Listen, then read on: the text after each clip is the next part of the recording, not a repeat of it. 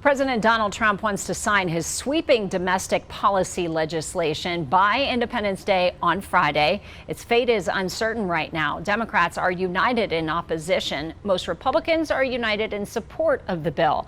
But if more than 3 of them oppose the measure, it's likely to fail. Here's what's in the bill that's causing the biggest battles.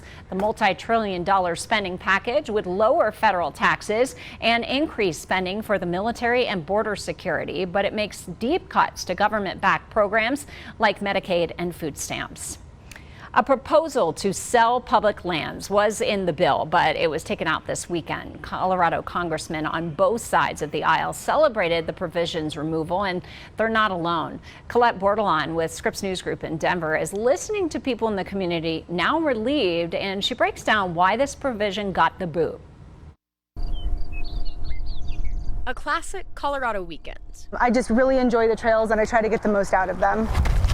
Means Katie Peel is outside. I enjoy sometimes running with the group, but I just like coming out myself for the solitude. She was watching a proposal from the federal government, which originally suggested selling millions of acres across the West. When you actually first put together that map and looked at it, what was your reaction?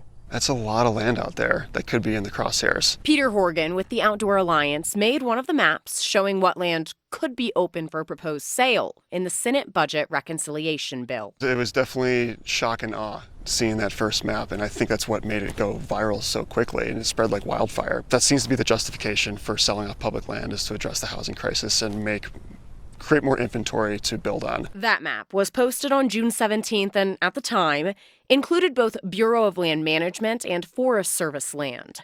That changed the next week. Because the first proposal got shot down in a process that Congress works through, the Senate works through. What we've seen is that the Byrd Rule has resulted in these public land sale provisions being removed from the legislation because they are not primarily a budgetary tool, they're a policy tool. Colorado Congressman Jeff Hurd was the only Republican who voted against the land sale package in the House Natural Resources Committee. Decisions about land in Colorado should be made by those who live here. He was still concerned by the second version of the proposal, which would have offered up BLM land within 5 miles of a population center. There's already a process for federal land sales.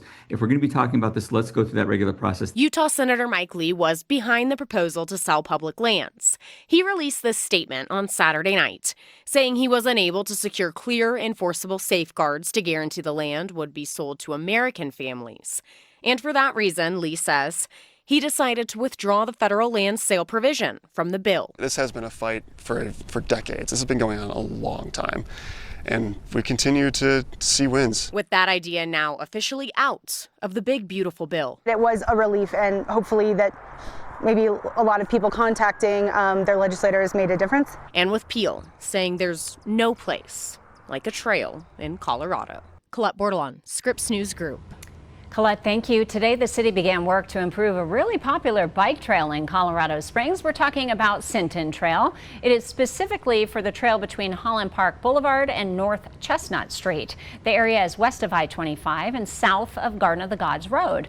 The city will be removing old asphalt and abandoned utilities while adding a new concrete trail, grading, and drainage enhancements with the goal of making the trail safer and improving accessibility. This part of the trail will be closed until September. There will also be a bike trail closure in Pueblo. Parks and Rec will temporarily close a portion of the Fountain Creek bike trail. It's so CDOT can finish up some construction work for the I-25 and Highway 50 interchange project. The closure of the trail is between 8th Street and Erie Avenue to Chinook Lane and Hunter Drive. The closure will stay in place until July 9th.